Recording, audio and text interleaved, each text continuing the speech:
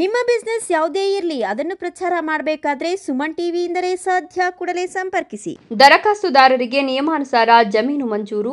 ಶಾಸಕ ಎಸ್.ಎನ್. ಸುಬ್ಬಾರೆಡ್ಡಿ ಸುಮಾರು 200 ಎಕರೆ ವಿಸ್ತೀರ್ಣ ಪ್ರದೇಶದಲ್ಲಿ 5,000 ನಿವೇಶನಗಳನ್ನು ಸಿದ್ಧಪಡಿಸಿ ಅರ್ಹ ಫಲಾನುಭವಿಗಳಿಗೆ ವಿತರಣೆ ಮಾಡಲಾಗುವುದು ಹಾಗೂ ರೈತರು ದರಖಾಸ್ತಿನಲ್ಲಿ ಹಾಕಿರುವ ಅರ್ಜಿಗಳ ಪೈಕಿ 17 ಅರ್ಜಿಗಳು ಪರಿಶೀಲನೆ ಮಾಡಿ ಈಗಾಗಲೇ ಆಯ್ಕೆ ಮಾಡಲಾಗಿದ್ದು ಸಾಗುವಳಿ ಚೀಟಿ ಸಿದ್ಧಪಡಿಸಿ ವಿತರಣೆ ಮಾಡಲಾಗುತ್ತದೆ ಅಂತ ಶಾಸಕ ಎಸ್.ಎನ್. ಸುಬ್ಬಾರೆಡ್ಡಿ ತಿಳಿಸಿದರು.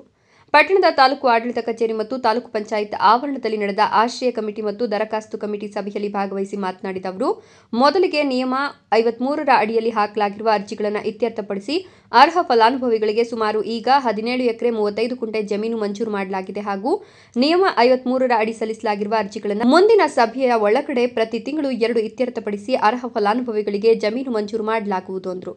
12ನೇ ತಾರೀಕು 9ನೇ ತಿಂಗಳು 2025 ದಿವಸ ಹಮ್ಮಿಕೊಂಡಿದ್ದೀವಿ. ಇದರಲ್ಲಿ ಸುಮಾರಾಗಿ ಒಂದು 16 ಫೈಲ್ ಬಂತು. ಅದರಲ್ಲಿ ಕ್ಲಿಯರ್ ಮಾಡಿದ್ವಿ. 17 ಎಕರೆ 32 ಗುಂಟೆಗೆ ಇವತ್ತು ಕ್ಲಿಯರ್ ಮಾಡಿದ್ವಿ. ಮಿಕ್ಕಿದ್ದು ಮುಂದಿನ ಸಭೆಯಲ್ಲಿ ಕೆಲವು ನ್ಯೂನತೆಗಳು ರಿಜೆಕ್ಟ್ ಮಾಡಿದ್ರು. ನೆಕ್ಸ್ಟ್ ಮೀಟಿಂಗಲ್ಲಿ ಇಟ್ಟು ಫಾರೆಸ್ಟ್ ಕ್ಲಿಯರೆನ್ಸಲ್ಲಿ ತಗೊಂಡು ಮುಂದಿನ ಮೀಟಿಂಗಲ್ಲಿ ಕ್ಲಿಯರ್ ಮಾಡ್ತೀವಪ್ಪ. ಇಷ್ಟು. ತಹಶೀಲ್ದಾರ್ ಮನೀಶ್ ಮಹೇಶ್ ಪತ್ರಿ ಮಾತನಾಡಿ, ಸರ್ಕಾರದ ಆದೇಶದಂತೆ ಬಂದಿರುವ ಅರ್ಜಿಗಳನ್ನು ಸಭೆಯಲ್ಲಿ ಶಾಸಕರ ಅಧ್ಯಕ್ಷತೆಯಲ್ಲಿ ವಿವಿಧ ಇಲಾಖೆಗಳ ಅಧಿಕಾರಿಗಳೊಂದಿಗೆ ಮಾಹಿತಿ ಪಡೆದು ಪರಿಶೀಲನೆ ನಡೆಸಿ ದರಖಾಸ್ತು ಕಮಿಟಿ ಸದಸ್ಯರ ಸಹಕಾರ ಪಡೆದು ಸರ್ಕಾರದ ಮಾನದಂಡಗಳಂತೆ ಜಮೀನು ಮಂಜೂರು ಮಾಡಲಾಗುತ್ತಿದೆ ಎಂದರು.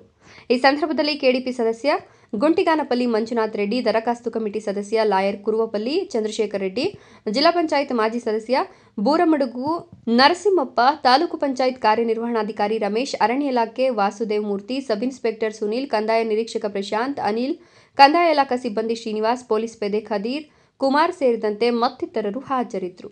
ಸುಬ್ಬು, ಭಾಗ್ಯನಗರ, ಸುಮನ್ ಟಿವಿ.